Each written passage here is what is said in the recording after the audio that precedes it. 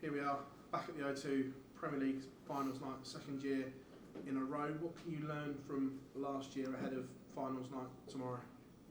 Not much really, just don't lose. That's it really. I think last year obviously was a great campaign for myself. You know, plenty of 100 averages, overall 100 average, but yeah, I think it all doesn't really matter for the 16 weeks. As long as you qualify, all that matters is the 17th week. So the only thing I learned is try and turn up on the Thursday in the best form you can. Last year, Luke, and this year, Luke has made a big thing about wanting to play in that first semi-final. Do you think it makes a big difference playing in that first semi-final to the second one ahead of the final? Not particularly. I don't think it really matters. You play, if you play in the first one, you have a break. Sometimes it can affect you in the other way, where you get a bit tired and sluggish. For me, I like playing. I wouldn't care if I was the first semi-final, but being the second semi-final, you're back on again. You keep yourself warm. Whereas if I go and sit down for an hour, it kind of can make me feel a bit sluggish and a bit tired. So yeah, I prefer to be in the second semi. But if I was the first, it wouldn't bother me either way. But you know that all eyes are on you and Luke, and everyone's expecting you to do battle again. How important is it for you not to overlook that semi-final? I never would anyway. I never look any game that I play in darts. Against Nathan, he's a well and truly established pro, so I'm not going to be looking to the final. Luke's got to beat Gezi at first, and I've got to beat Nathan. But might be Nathan and Gezi in the final. Who knows? But I'm hoping that it's me for sure. As long as I'm in the final, that's all that matters. And it's going to be a tough game for me. Nathan's playing a lot better now, and I definitely wouldn't look past him. This is the first time Luke's got to defend a major title. I remember you speaking about that different kind of pressure, like when you did it last year at the World Grand Prix. What's that feeling like? Is it completely different to anything else defending that title? Yeah, a little bit. I think if you're a normal person, it is. But for Luke, he's not, is he? So, I don't think the pressure's going to worry him, to be honest. He's not going to be thinking about, I've got to defend this, all the pressure's on me. I think he's played in so many big matches now that I don't think anything's going to bother him. So, yeah, it is hard. You don't want to give the trophy away, like the World Championships. I didn't want to give that away, but yeah, you learn from them situations, and you're just in another day, another game. Cheers, mate. Thank you. Luke, you've been putting in some monster averages over the last couple of weeks in the Premier League and on the Euro too. Do you feel like your game's in the best place possible going into tomorrow night? Yeah, I think it's in a good place. Yeah, I think that was one of the reasons I really wanted to go at the weekend, to be honest. I always seem to play well on the European tour, and it gets me in good spirits, gets my confidence high. So yeah, I thought I played well at the weekend, consistently, which is important. So yeah, it's given me some good confidence going into tomorrow. And there's talk obviously of the Triple Crown Premier League Worlds and the match play. Is that a big thing to you to secure that? Yeah, of course, it's a big for everybody. Everybody wants to win them three. Whether people believe it's a Triple Crown or not, it doesn't really bother me. But I think in my mind, they're the three biggest tournaments to win, because obviously the Worlds is the most prestigious, and then the match play has obviously been at the Winter Gardens for so long. That's just so prestigious. And then the Premier League's one, I think it's the hardest to win, because you've got to be good for not 2 or 3 weeks. You've got to be good for 16 weeks and then good on that one night. So I do think the Premier League's the hardest one to win.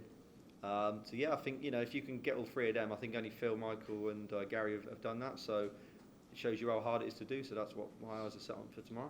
Obviously, last year you came here as reigning world champion. Do you feel like there's a little bit less pressure and expectation on you this year, or is there still that pressure for you and Luke to make the final? Not really. I've took all the pressure off my shoulders now, to be honest. I think if I never won another trophy, I'd be pleased with my career. It's been good. I've been a world champion. I've been a match play champion. They're the 2 biggest ones I always wanted to win.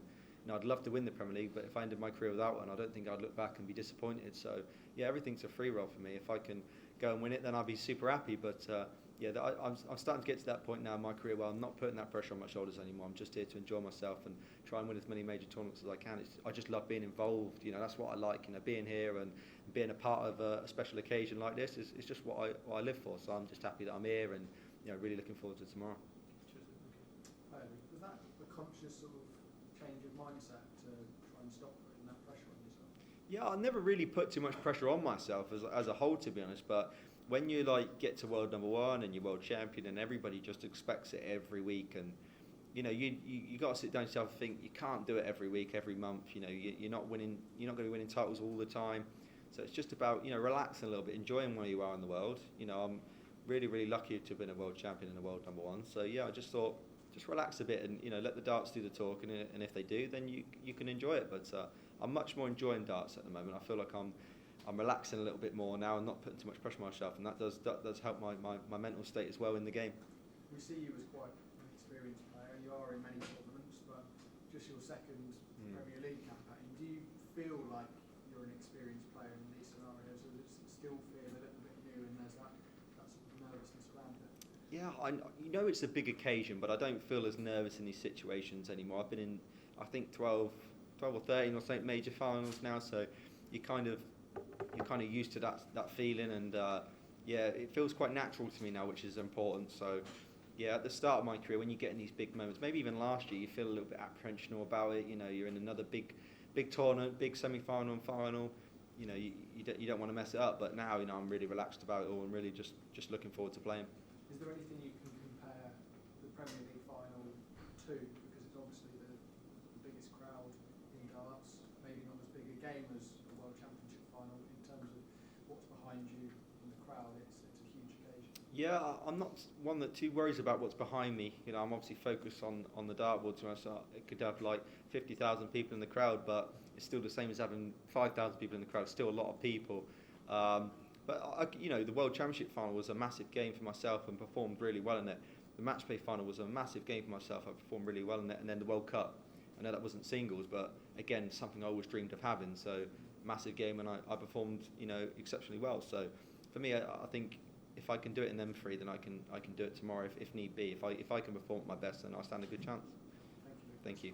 Luke, you mentioned that throughout the 16 weeks, the main thing is just get here, get to the O2. So how do you stay focused toward the latter end when you've pretty much already sewn it up and make sure that you stay sharp? I just think the dedication. I want to win everything. You know, I don't ever want to turn up to a night on the Premier League and be like, oh, I'll just win a game and I'll be happy. You know, you have to go into every week wanting to win. The drive has to be there. And still on 15 week, 16 week, I wanted to win. You know, I wanted to win them 2 nights, and you know, even try and get top spot. There was a chance for me if I'd have beat Luke in Aberdeen that I still could have got it. So I was still striving for more. You know, you always want to be better, be a better version of yourself, and yeah, I'm just trying to get to that level that's even better than it is now. So yeah, of course, I know what you mean. When you're in it, you can kind of relax. But yeah, I still wanted to go and win them 2 nights to give myself a bit of confidence. You're the only player out of the 4 who made the trip to the Euros. Was that always the case? Did you always plan to do that just to get that match practice, whereas the others maybe took a week off, and does that give you maybe an edge over them? Look, there's no right or wrong answer for that question. If you go, then it's great because you get yourself a bit of confidence. You don't go, you get extra bit of rest. But I wanted to keep myself busy when it's a big. You know, I wanted to go there because I know I play well in the European, so I know I wanted to go there, try and win the trophy. I know I didn't, but come back with a good bit of confidence from it. I had some good performances. And it's probably going to do myself good because I was on the stage a couple of days ago and they've had a week off, so it can work in everyone's favour, but everyone's different. I'm just in a good headspace, and I feel really good for tomorrow with the way I played at the weekend. When we spoke to Luke later, he was talking about he wants to break all sorts of records. You're not that far behind James Wade in getting the 3rd most majors, despite it being less than 2 years since winning your first. Is that another record on your mind that you could possibly well do this year? Not particularly. I think I'd love to be able to make it over 10 major finals in the next couple of years, to be honest, but I'm not chasing it. I'm not like desperately trying to achieve it as soon as possible. You know, I could do it this year, who knows, but yeah, it's not something I'm trying to achieve really desperately. I think I can, but it all depends how I play throughout the rest of the year. If I'm at my best, then of course there's a chance for it to be broken, but it's definitely not something I'm chasing at the moment. Good luck tomorrow. Thank you. Hello, Luke. Hello. And what one key lesson you have learned from your toughest matches this season?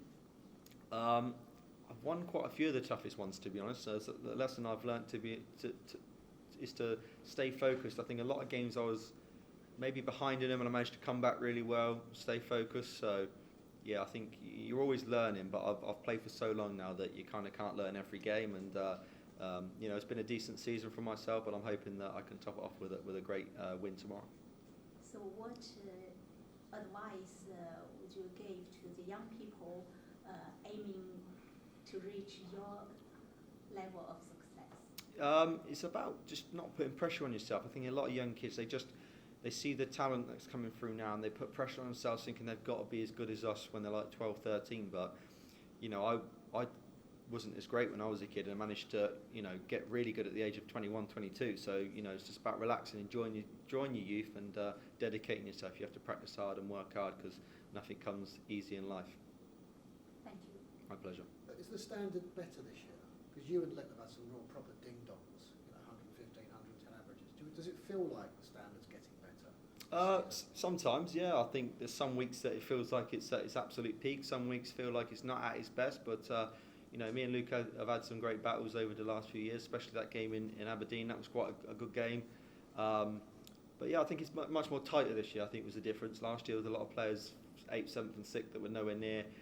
This year, that sort of bottom group were a bit more tighter to 4th and 5th than last year. So it felt a little bit. I felt like it was a bit more competitive this year. No disrespect to Nathan or Gerwin, but everyone's assuming it's going to be the two Lukes, another chapter in this epic rivalry. Do you feel that? Do you feel there's a sort of momentum between you two? Because I say you haven't had these sort of classic matches. Yeah, I don't. I don't really think that that's something I'm thinking about. I've got to get past Nathan first. And I might not, if I do get past Nathan, I might not be playing Luke. I might be playing Gezi. So yeah, you can't predict anything in darts. You've got 4 great dart players in the semi-finals. Any one of us can win. All 4 of us could win that trophy tomorrow. So I don't think it's a mistake if you think that you're going to be playing a certain someone in the final that actually win the game first itself. So yeah, I'm not going to count my chickens yet before I've actually even made the final. Michael Van Gerwen's not here, unfortunately, and he's announced this week he's going through some struggles. Have you spoken to him? Have you had a chance to communicate with him? No, not really. No, Michael's private life's his own thing, and I wouldn't mention it on camera anyway.